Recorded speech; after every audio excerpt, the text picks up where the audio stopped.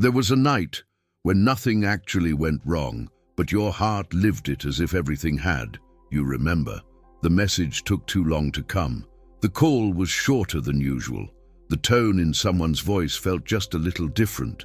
From the outside, it was a normal day, but inside you were already rehearsing the worst ending. Here we go again. This is where it falls apart. This is where I lose, where I'm left, where I'm embarrassed, where I'm proven foolish for hoping. Your chest tightened, your thoughts sped up. You played out scenes that hadn't happened yet. You imagined rejection before anyone rejected you. You imagined failure before anything had even started. You imagined loss while the thing you feared losing was still right in front of you. From your side, it felt like survival.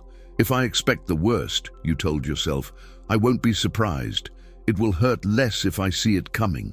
From heaven's side, that was not survival. It was a frequency your heart had been tuned to.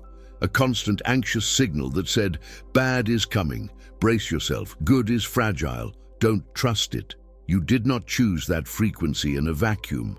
Life taught it to you. Disappointments that weren't supposed to happen, promises that weren't kept, people who said always, and then were gone. You learned early that hope felt dangerous, so you built an inner strategy. Never fully exhale, never fully rest. Never fully believe that anything good is really yours. If something went right, you scanned for the catch. If someone was kind, you waited for them to turn. If a door opened, you stared at it suspiciously, ready for it to slam. You didn't call it distrust. You called it not being naive. But heaven heard the constant hum under all those words. I am not safe. I am not held. I am one moment away from it all collapsing. You tried to bring that heart into your relationship with God too. You said you trusted Him. You believed He was real. You prayed, you worshipped, you said the right sentences. But deep down, there was a quiet, aching question. What if He lets me down like everyone else?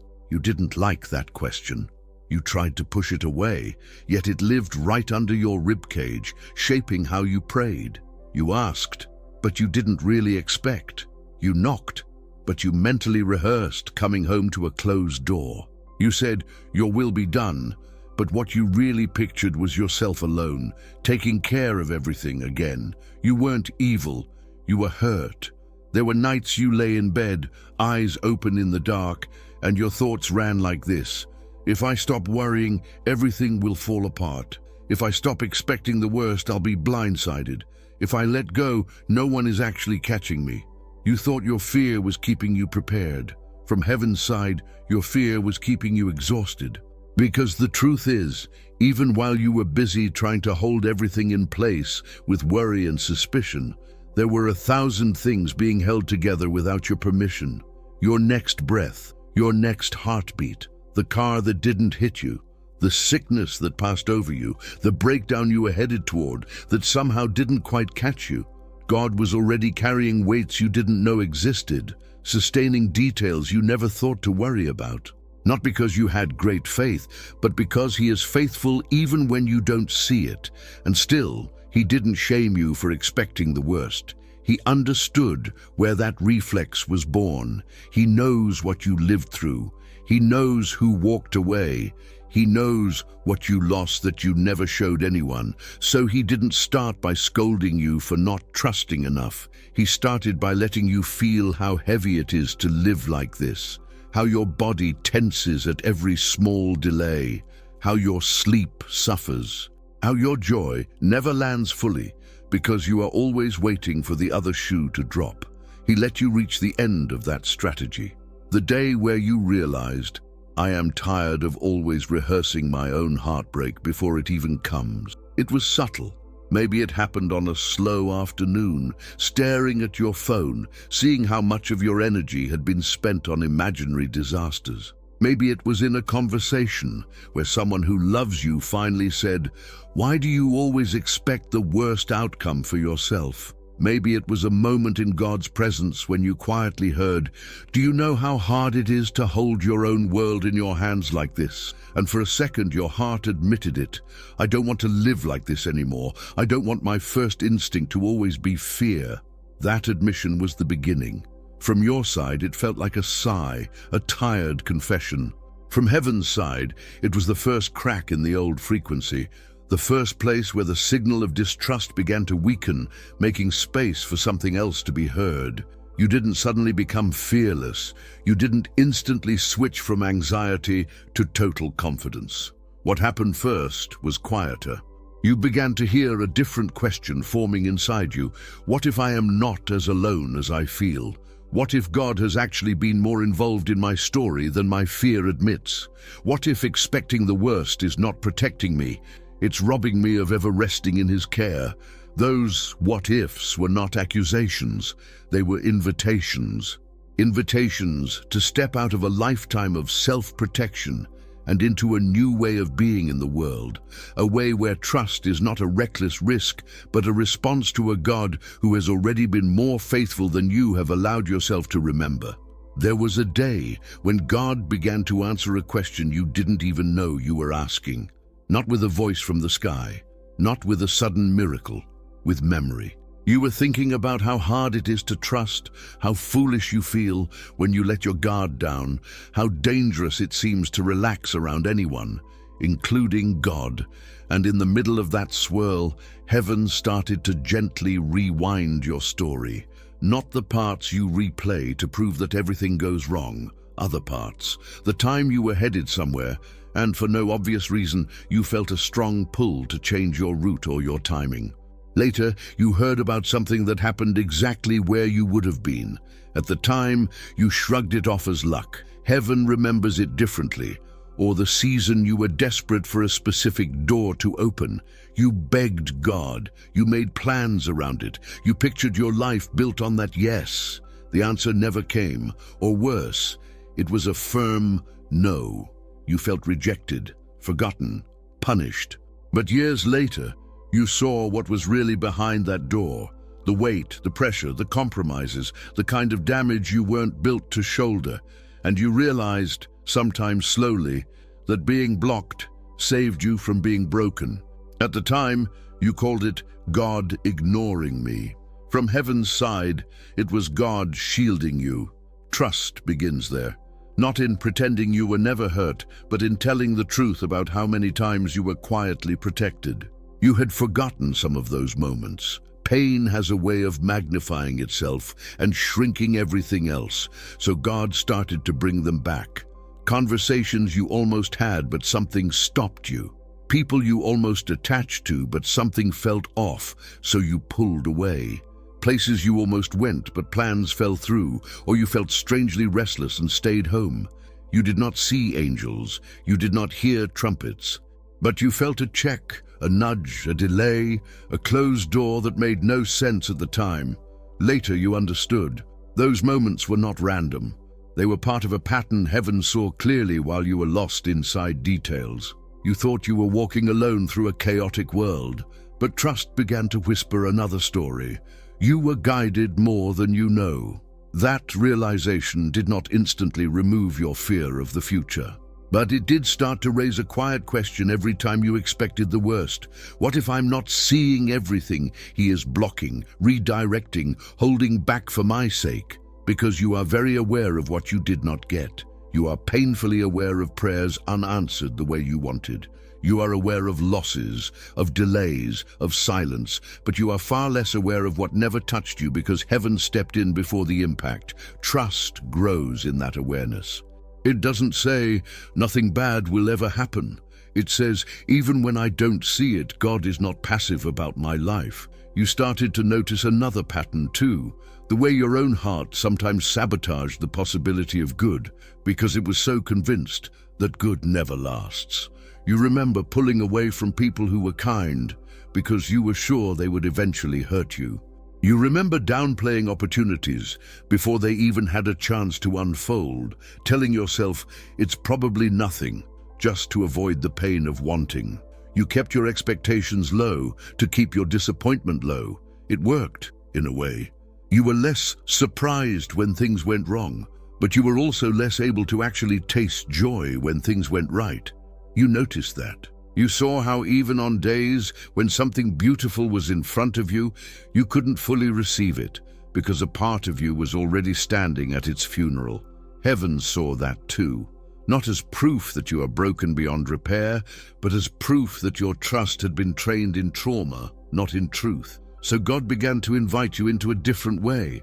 Not a blind, everything will be fine optimism, but a grounded trust based on His character, not on your history with people who didn't know how to care for your heart. You began to sense it in small whispers. Let me be judged by my own track record with you, not by the failures of everyone else. When you looked honestly, you saw that people had walked away, but He hadn't. Doors had closed, but you were still standing. Seasons had changed, but His presence had remained quietly consistent around you, in late-night peace you couldn't explain, in scriptures that landed right on time, in songs that found you exactly when you needed them. Trust doesn't grow because you force yourself to stop being afraid. Trust grows when you begin to see that someone stronger than your fear has been carrying you this whole time. So it started very simply with a sentence you didn't fully feel yet, but chose to say anyway. God, I don't always understand you. I don't always like your timing, but I can't deny that you've kept me. Help my heart to trust you more than it trusts its own fear. From your side, it sounded like a halting prayer. From heaven's side, it was a new frequency. A heart that was finally tired enough of expecting the worst to consider that maybe, just maybe, it is safer in God's hands than in its own. There was a moment when God did something that unsettled you more than any storm. He let something actually go wrong, and then He stayed. Because up until then, a part of you believed that the only way you could ever trust Him was if He never allowed anything painful to touch you again. No more surprises. No more losses, no more tears, then maybe I'll relax. But life didn't obey that rule. There was a situation you prayed about. You asked God to protect, to fix, to change the outcome. You tried to do everything right. You believed as hard as you knew how. You spoke the words of faith you had been taught. And still, the storm didn't move. The relationship ended. The job let you go. The bill came anyway. The news wasn't what you hoped. From your side, it felt like betrayal. See, your old fears said, this is why you don't trust. This is why you prepare for the worst. This is why you keep your hope low. You almost went back to your original frequency, hypervigilance, self-protection, tight grip on everything and everyone. But then something unexpected happened. In the middle of the pain you begged God to prevent, you found Him sitting with you in it. Not distant, not cold, not saying, this is your fault. His presence did not erase the ache, but it did something you did not expect. It kept you from breaking the way you thought you would. You still cried, you still questioned, you still felt loss, but you didn't collapse into the same dark place you once did. Not because you were stronger now, but because this time you let yourself lean a little more on someone outside yourself. You whispered, maybe through clenched teeth, I don't know why you allowed this, but please don't leave me here alone. And He didn't. He sent comfort through an unexpected phone call, through a verse that glowed off the page like it had been written just for you, through sleep that finally came after a night of tossing, through a small provision that told you, I still see you in the details. It wasn't the clean story you wanted, the one where He stepped in before anything hurt. It was a different kind of story. The kind where He proved that even when things hurt, He could still hold you together. Trust grew there, not in the absence of pain, but in the presence of God inside the pain. You began to realize that your worst fear was not actually something bad will happen. Bad things have already happened to you, and you're still here. Your deeper fear was, if something bad happens, I will be alone in it. No one will hold me. No one will help me. No one will care. God started to dismantle that fear bit by bit. He didn't promise a life with no storms. He promised Himself in every storm. And when you looked back with honest eyes, you saw that this promise had been kept more times than you had admitted. There were seasons you couldn't explain how you were still functioning. Grief pressed on your chest, and yet you went to work. Anxiety shouted in your head, and yet you kept showing up. Loneliness gnawed at you, and yet you didn't disappear into the dark. You thought that was just you being strong. Heaven knew it was God holding you when you didn't even ask the right way. Trust began to reinterpret those chapters, not as proof that you are alone, but as proof that you never really have been. There was a day you realized this. If I truly had been carrying myself by myself, I would not be here listening to these words. Something has been keeping me upright when I had no structure left. That something was not luck. It was someone. And as that truth sank in slowly, your inner posture began to shift. You still planned. You still took responsibility. You still cared about what happened next. But your heart didn't cling quite as tightly to the illusion that you were the only line of defense between yourself and total ruin. You started to say, I will do my part, but I refuse to live like God isn't doing his. That sentence was a turning point, because for years you lived as if everything depended on your overthinking, your worrying, your constant emotional readiness for impact. Now trust invited you to place some weight back where it belonged, onto the shoulders of the one who already holds galaxies without strain. You began to experiment with this in small ways. When a message was delayed, you took a breath and said, until I know otherwise, I choose not to assume disaster. When plans changed, instead of immediately telling God, you ruined everything, you tried, even shakily, okay, Lord, you see further than I do. If this door shifted, show me where you are in it. You didn't always feel peace right away. Sometimes the anxiety still spiked first because that was the old reflex. But you noticed something. The spike didn't last as long. The spiral didn't go as deep. Trust was slowly shortening the lifespan of your panic. Not by magic, but by meeting each fear with a different story. The story of a God who actually has a track record of catching you even when you fell, of turning "this is the end" into "this was a beginning I didn't see." From your side, this didn't make you a fearless superhero. It made you something better. A real person who can look anxiety in the face and say, I hear you, but I'm not bowing to you. I have someone greater than you holding my future. That is the frequency of trust starting to come through. Not the absence of concern, but the presence of a deeper confidence that you will not walk into any room, any conversation, any loss, any unknown by yourself. Because whether you feel it in every moment or not, the God who kept you breathing in all the nights that tried to crush you has already proven he knows how to carry you through whatever comes next. There was a verse you had heard many times that suddenly stopped sounding like a slogan and started sounding like a lifeline. Trust in the Lord with all your heart and lean not on your own understanding. Before, you liked the sound of it. You even quoted it. But underneath, you still leaned hardest on the thing you understood best, your own fear, because fear felt familiar, fear felt honest, fear felt like it was doing something, even if that something was just exhausting you.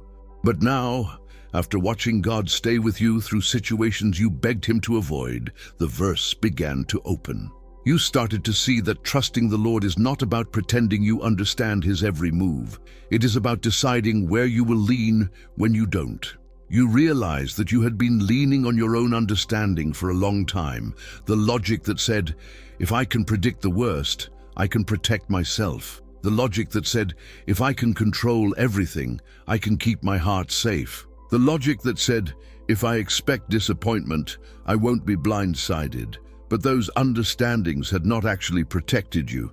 They had only kept you living in a constant rehearsal of pain that hadn't happened yet. So God began to gently invite you to shift your weight, not all at once, not in one dramatic leap, in moments. In the moment you didn't get the reply you wanted and your mind started building a whole story. They're done with me. This is over. I did something wrong. Instead of letting that story run unchecked, You caught it, even just for a second, and said, "Lord, I don't know what this silence means, but I choose not to lean completely on my fear's version. Help me to trust that you are still for me even when I don't understand what people are doing." In the moment your plans shifted, a closed door, a delayed answer, a last-minute change, and your chest tightened, you said, "God, this is not how I thought today would go. My understanding says everything is ruined, but you see further than this day. Teach me to lean on your wisdom, not just on my panic." You didn't always feel calmer immediately, but every time you prayed like that, you were moving your trust 1 inch at a time, from your own predictions to his proven character.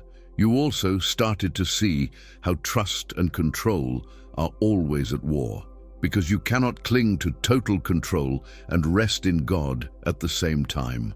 Something has to be surrendered. For years, you surrendered your rest to keep your sense of control. You traded peace for the illusion that if you worried enough, you could keep disaster away. Now, trust began to whisper a different trade. Let go of the illusion and receive the peace you were made for. This didn't mean becoming careless. You still locked the door, you still checked the details, you still did your part, but you stopped playing God in your own mind. You stopped acting like the universe was held together by your anxiety. You started to say, "I am responsible for obedience, not for outcome." That sentence lightened something inside you, because outcome has always been too heavy for human shoulders. You do not control who stays, who leaves, which company rises, which market falls, which diagnosis comes, which door opens. You were never meant to.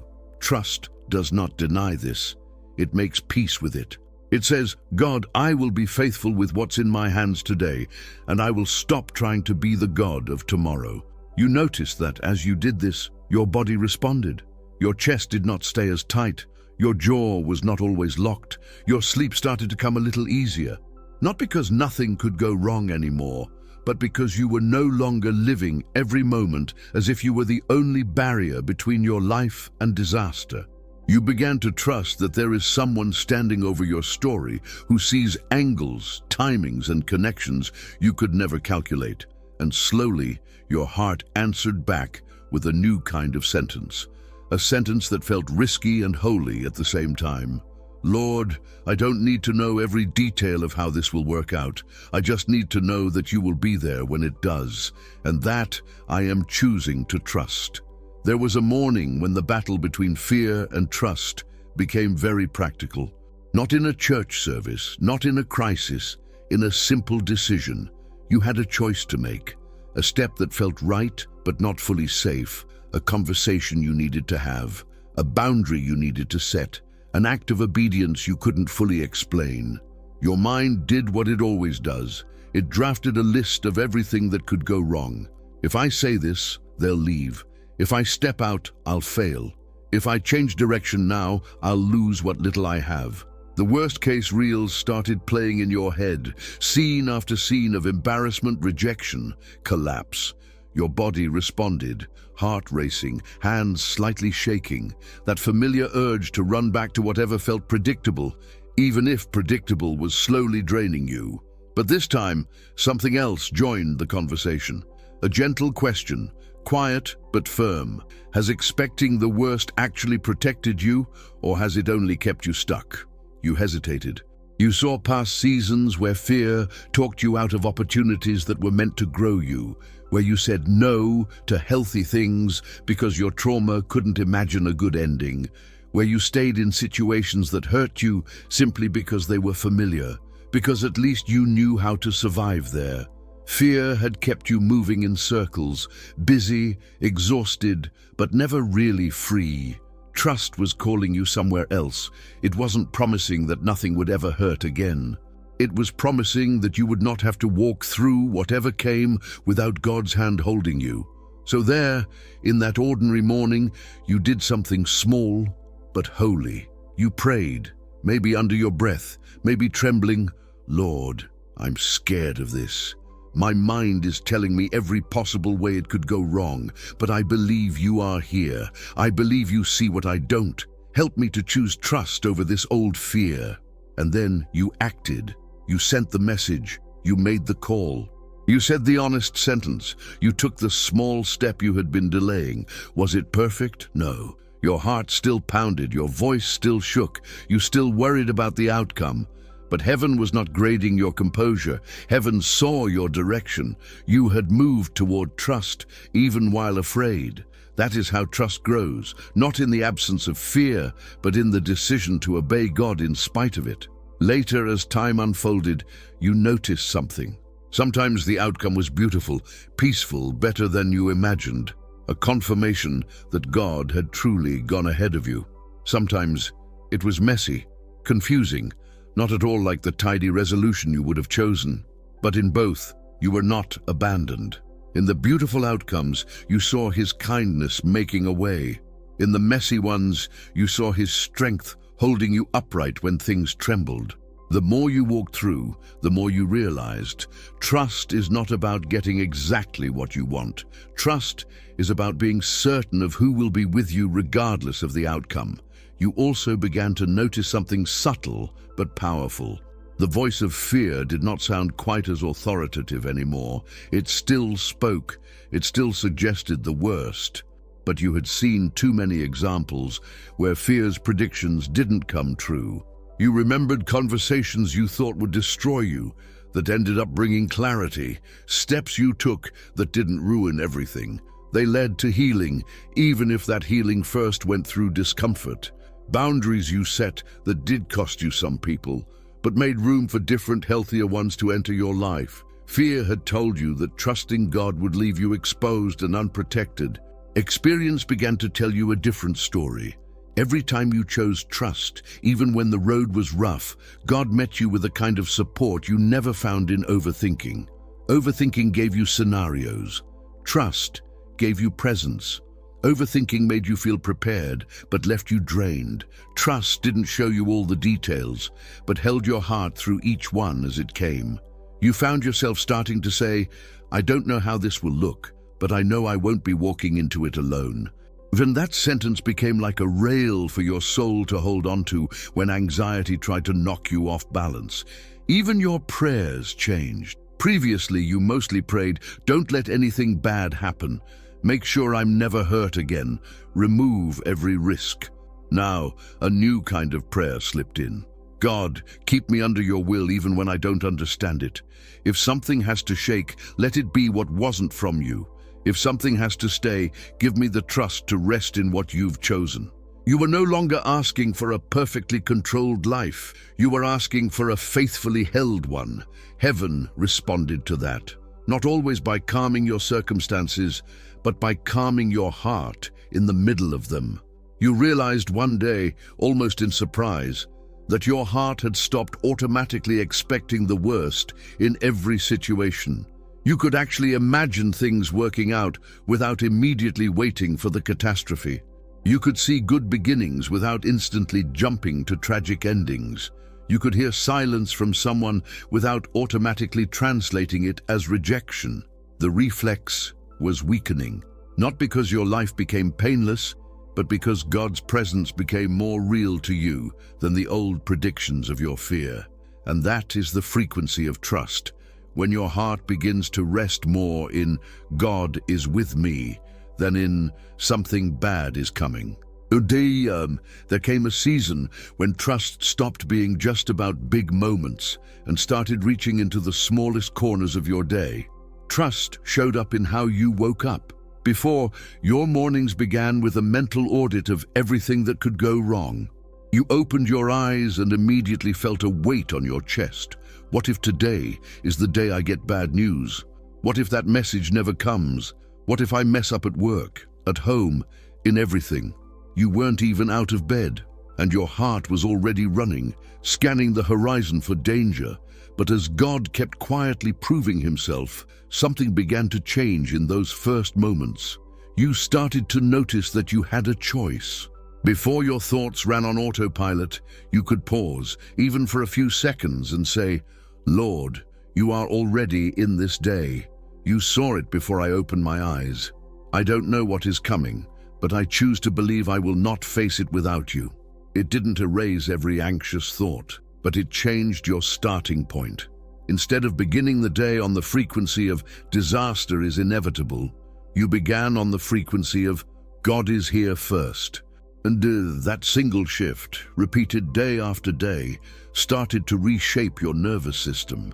Trust also showed up in your schedule.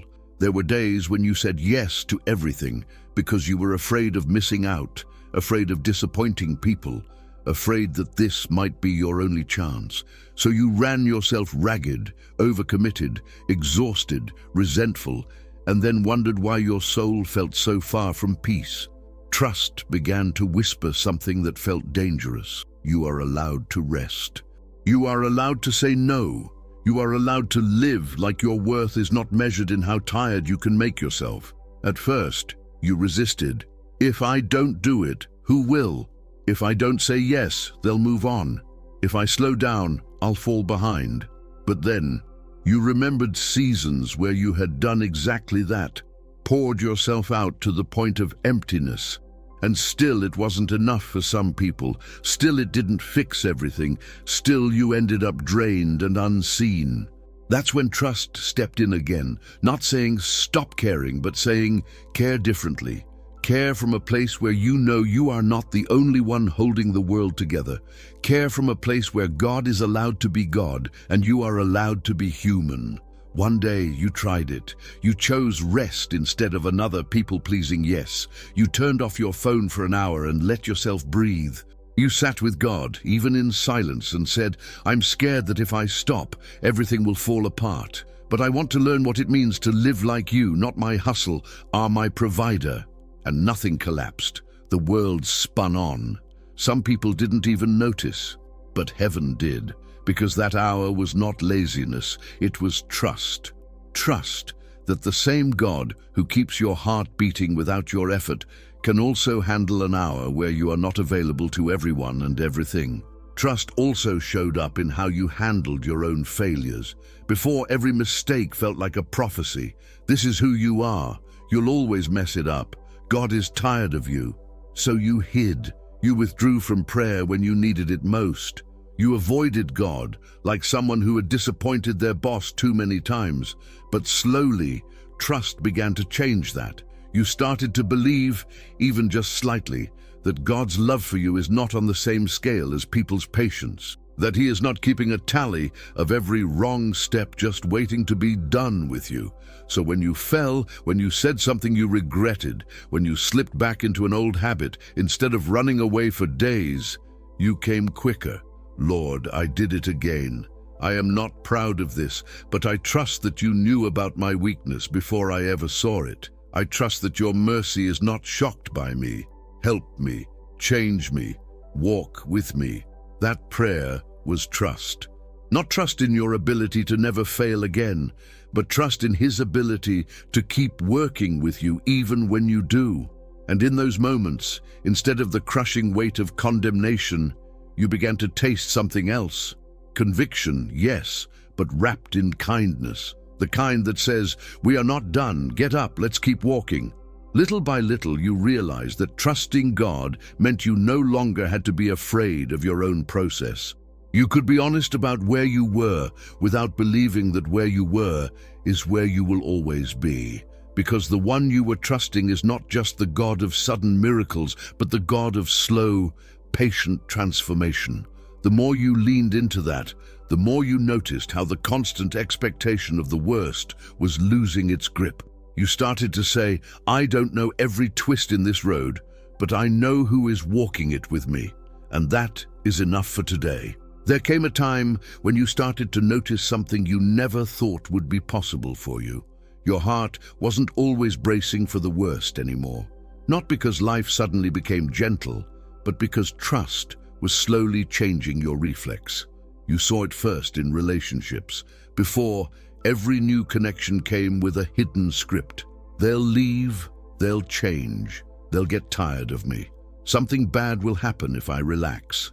And so you kept a quiet distance even when you smiled, even when you shared things. There was always a part of you that stayed packed, ready to exit.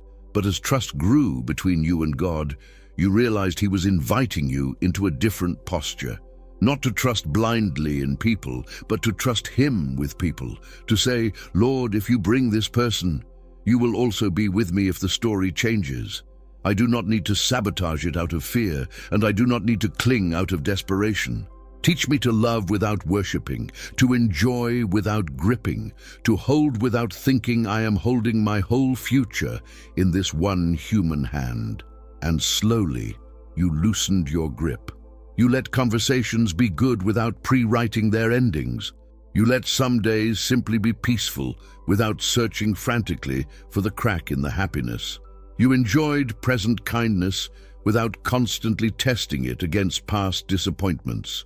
From the outside, it might have looked like you were just calmer, less intense.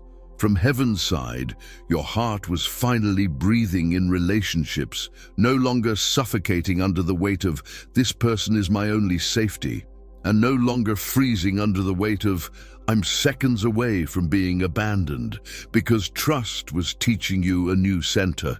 People may come and go, but God remains. And if God remains, you can love without believing that any human choice has the power to erase your worth. Trust also showed up in how you talked about tomorrow. You used to speak as if the worst was already scheduled. Knowing my luck, this will fail. With my life, it probably won't work. Watch, something bad will happen. You said it half joking, half serious, but heaven heard how deeply you had accepted a story of constant loss. As trust settled in, your words began to shift. You didn't start claiming, I deserve the best of everything, but you stopped cursing your own path. You started to say things like, we'll see what God does. I don't know how, but I believe He'll be with me. I've seen doors open from directions I never expected. Those words were not magic spells. They were reflections of a changing heart, a heart that no longer believed that disaster was its only destiny. You noticed how that change affected your body too. The constant knot in your stomach was not as tight. Your shoulders were not always hunched toward your ears. You could sit in a quiet room without your mind instantly filling it with scenes of everything going wrong. Sometimes you actually sat in silence and felt something else, a steady, deep reassurance that could only be described as, I am being held. Nothing dramatic happening. No loud worship music. No big emotional release. Just a quiet awareness that someone was sitting in the room with you, unbothered by what scares you, unmoved by what threatens you, unchanged by your shifting moods. That presence became more real to you than the constant predictions of your fear. Trust also began to clean up your internal language about God. Before, part of you believed He was always a little disappointed in you, always scanning for your next mistake, always slightly annoyed that you didn't trust more. So when anything went wrong, you were quick to think, this is punishment, He's teaching me a lesson, He's reminding me who's in charge. But as you experienced His tenderness in your lowest places, that image started to crack. You began to see Him more like the Father Jesus described, the one who runs toward the prodigal, not away, the one who restores, who clothes, who embraces, even when the child has a rehearsed speech about how unworthy they are. As that picture took root, your suspicion shifted. You stopped assuming that every hard thing was a sign of His anger. You began to ask instead, Lord, what are you protecting me from, growing in me, or preparing for me even here? Not everything painful came from Him. There is a broken world, broken people, broken choices, but trust knew this. Even what He doesn't cause, He knows how to redeem. So instead of pushing Him away in those hard moments, you drew closer. I don't understand this, but I choose to believe you are not against me in it. Be my strength here. Be my wisdom here. Be my peace when nothing makes sense. And every time you prayed like that, He answered. Sometimes with a calm that did not match the chaos. Sometimes with a new perspective. Sometimes with a tiny, quiet step you could take today instead of being swallowed by a lifetime of what-ifs. Trust does that. It doesn't give you a map of every year. It gives you a hand for this step. And as you took step after step, you realized something you never imagined you would say about yourself. I don't automatically expect the worst anymore. I am learning to expect that whatever happens, I will find God already there. There was a point when trust began to touch one of the most sensitive places in your life: your provision, money, work, bills, responsibilities. For a long time, this area belonged almost entirely to fear. You woke up counting what you didn't have. You went to sleep replaying numbers in your head like a broken record. Every surprise expense felt like an attack. Every delay in payment felt like a threat. Every change in work felt like a sign that you were one step away from losing everything. You believed in God, and you said God will provide. But inside, the more honest sentence was, I am on my own. So you carried the weight like someone always ready for the ground to open under them. Then, in the quiet work he had already been doing in your heart, God started to bring even this area into the frequency of trust. Not by suddenly dropping everything you wanted into your hands, but by showing you how many times he had already kept you. You remembered seasons where you didn't know how you would make it, and yet somehow you always did. A job you almost didn't apply for became a lifeline. A small side opportunity appeared right when you needed even a little extra. Someone felt led to help you at the exact moment you were too tired to ask. You had called some of those coincidences. Trust started to rename them as provisions. You looked back at the months you thought would crush you and realized they didn't. You were stretched, yes. You were challenged, yes. You lost some comforts, yes. But you were not forsaken. You were never truly left without daily bread, even when the bread did not look like what you preferred. That realization did something inside you. It didn't remove your desire for stability. It didn't make you careless with work or money, but it began to confront the lie that said, if I am not constantly panicking, God will forget about me. You started to see that your panic had never been the reason you survived. God's faithfulness had. So little by little, your conversations with him about provision changed. Before, they were mostly, don't let me lack, don't let anything break. Give me more so I can finally stop worrying. Now you began to pray, Lord, you see what I need. You know what I can't see. Teach me to be wise. Teach me to be diligent. But above all, teach me to trust that you really are my provider, not my fear, not my constant calculating. You brought him not only your requests, but your budget, not only your dreams, but your anxiety. Look at this with me, you started to say. Teach me where to step, what to release, what to pursue, what to wait for. Trust does not mean you stopped counting the cost. It means you stopped calculating as if God were not in the equation. And as you trusted him in this area, you noticed something else. Your view of enough began to shift. Before, enough was always just beyond reach. Whatever you had, you needed more. More money, more security, more guarantees. Enough was a tomorrow that never arrived. Now, as trust pulled your eyes out of the constant future fear, you started to recognize how much enough you were already living in. Not luxury, not perfection, but real, quiet, daily mercies. A place to sleep, food to eat, a way to move, a mind that still works, strength that somehow shows up even when you feel done. You began to say, thank you for what is already here. Thank you that I'm not deserted. Thank you that you have not failed me yet. That gratitude fed your trust, and your trust began to calm your fear. You also saw how trust affected the way you chased opportunity. Before, fear drove you to chase whatever promised security, even if it drained you, even if it didn't align with who you are, even if it pulled you away from God's peace. If it pays, I must take it, you thought, no matter the cost to your soul.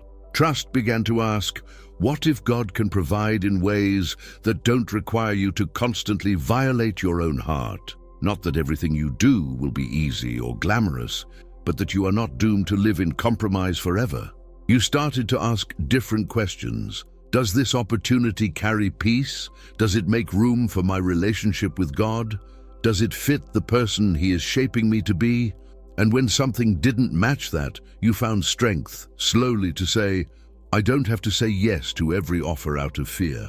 I can trust that the God who opened this door can open another, if this one isn't right? That kind of trust felt terrifying at first. It went against years of survival instinct.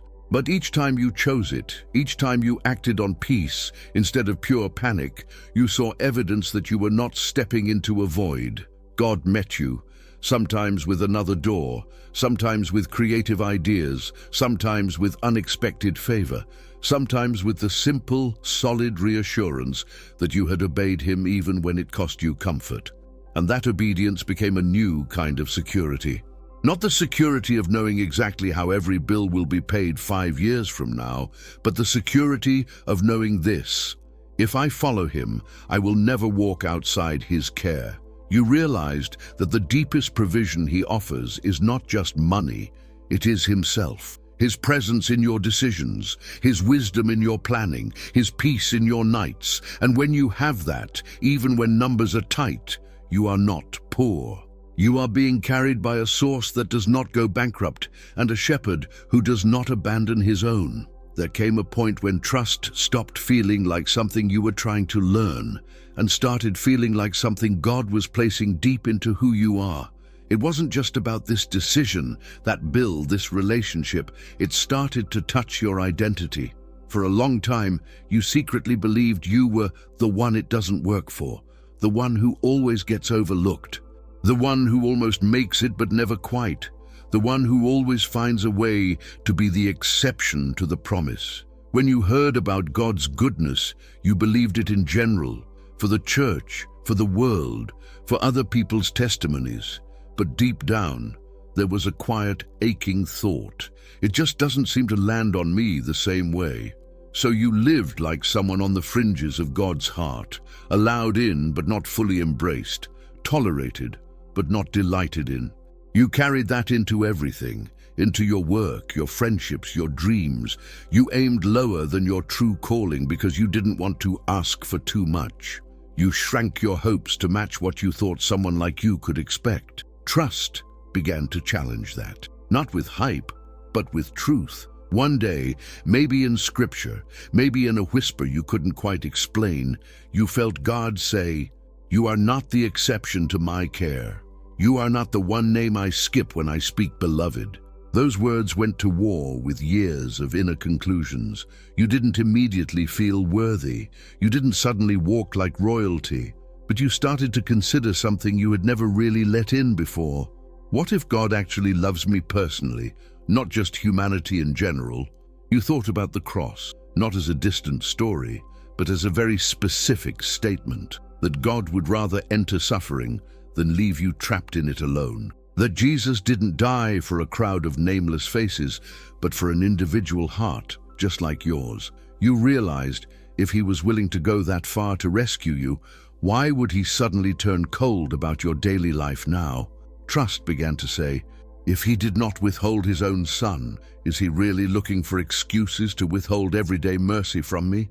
That question began to dismantle your expectation of punishment. You had lived so long waiting to pay for every mistake that you almost expected bad things to be the natural language of your future. But trust, anchored in the cross, reminded you, the punishment fell on Christ. Correction may come, discipline may come, but abandonment and cruel payback are not the voice of your Father. So when something hard happened, you started to pause before saying, "This is because God is mad." Instead, you began to ask, "Lord, if you allowed this, what are you wanting to heal, to reveal, to protect me from, or to lead me into?" That question didn't always get answered right away. Sometimes the only response was a quiet, steady peace that did not match the situation. But even that became part of your story with him. You were no longer just the person who things happen to. You became the person who walks with God through what happens. Trust reshaped the way you saw calling too. Before, you either felt disqualified by your past or paralyzed by your fear of the future. People like me don't get used in big ways. If I step out, I'll just prove I'm not enough. So you buried desires God had placed, or you kept postponing obedience until some imaginary day when you would finally feel ready enough. Trust began to say something different. God knew your weaknesses when He called you. He knew your history, your wounds, your limitations. And still He chose you for specific things no one else can carry in the exact way you can. That truth did not make you arrogant. It made you available. You began to pray, "Lord, I'm done waiting for the day I feel completely unafraid. If you are really the one who goes with me, I will move when you say move, trusting that you will be enough in me where I am not enough." And as you took those small, obedient steps, starting the conversation, serving in the quiet place, sharing what He put in your heart, following the nudge instead of silencing it, you noticed something. The same God who had been faithful to comfort you in pain was also faithful to empower you in purpose. Trust wasn't just about surviving, it was about stepping into the life you were actually designed for, without letting fear be the final editor of every decision. There were still days when your old mindset returned, when the voice came back that said, "Who do you think you are? This is going to end badly. You should pull back before you look foolish." But now you had a history of God proving that He stays even when things shake, that He restores when things break, and that He never regrets loving you. So instead of obeying that voice, you began to answer it. "I am not here because I trust myself. I am here because I trust Him. And if He's asked me to walk this way, He will meet me on this road." From heaven's side, the frequency of your heart was so different now. Where once it was saturated with, "Something bad is coming. I am always the one left out. I can't trust anyone, not even God." Now it carried a quieter, stronger song. "I may still feel afraid, but I am not abandoned. I may still face unknowns, but I am not alone. I may still have questions, but I know enough of His character to keep walking toward His voice." And as that song played on repeat inside you, you found yourself standing in a place you once thought was impossible. A life where your first instinct is no longer to expect the worst, but to look for the way God is already preparing to hold you, even before you see what's ahead. There will come a day when you will look back on this season and realize something almost shocking about yourself. You don't live like a person waiting for disaster anymore. You still see reality. You still know pain exists. You still understand that not every story ends the way you wanted. But the constant hum inside you has changed. Where there used to be a steady background noise of "something bad is coming. I'm about to lose everything. I can't relax. I can't breathe. I can't trust." There is now a quieter, deeper sound. "I am not alone. Whatever comes, I will not face it by myself. God will meet me there." You didn't arrive here in one miracle moment.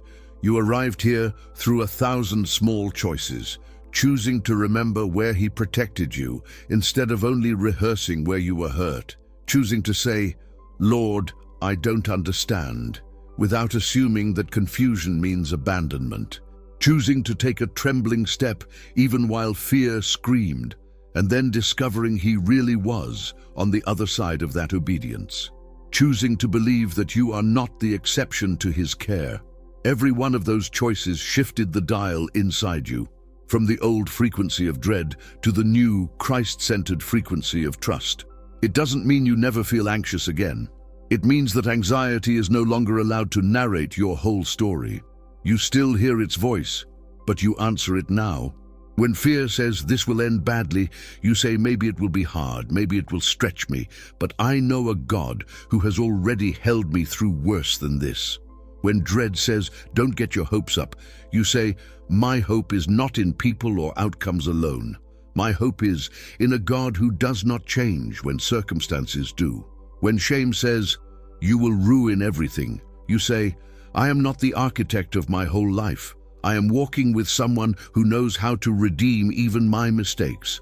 You don't pretend you are unbreakable. You simply believe now that even if you break, God will not walk away from the pieces. And that belief changes everything. It changes how you love. You can love without clutching. You can care without worshiping. You can invest in people without making them your only safety. It changes how you work. You can be diligent without living as if your value rests on performance alone. You can say, Lord, I'll give my best, and leave the results in hands bigger than yours. It changes how you wait. Before, waiting felt like punishment, like God had forgotten your file on a dusty shelf. Now, even when waiting still hurts, you can say, "If he is making me wait, it is not because he is cruel. It is because he sees something I do not. And his timing, even when it offends me, has never been an accident." Most of all, it changes how you see him. He is not just the God you go to when something breaks. He is the God who has walked with you through every hallway, every night, every silent car ride, every trembling decision.